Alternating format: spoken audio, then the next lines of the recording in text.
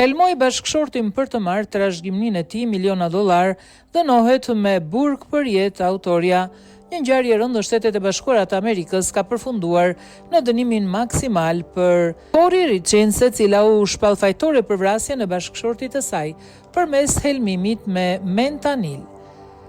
Cori është dënuar me burgim të përjetshëm pa mundësi lirimi me kusht për vrasjen e bashkëshortit të saj në vitin 2022. Sipas hetimeve, ajo i kishte hedhur fentanil në pijen e tij duke i shkaktuar vdekje në shtëpinë e tyre pranë Park City. Prokuroria bëri të ditur se motivi i krimit lidhej me probleme financiare, përfshirë borxhe të konsiderueshme dhe përfitime nga policat e sigurimit të jetës në emër të viktimës.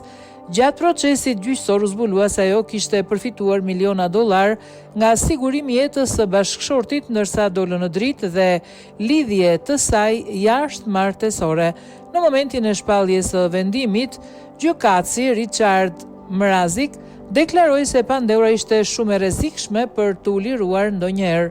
Rasti mori menjëherë vëmendje të madhe për faktin se gjyqtari kishte publikuar më herët një libër për fëmijë me titull Are You With Me, i dedikuar bashkëshortit të saj dhe i prezantuar si një ndihmë për fëmijët që përballen me humbjen e një prindi.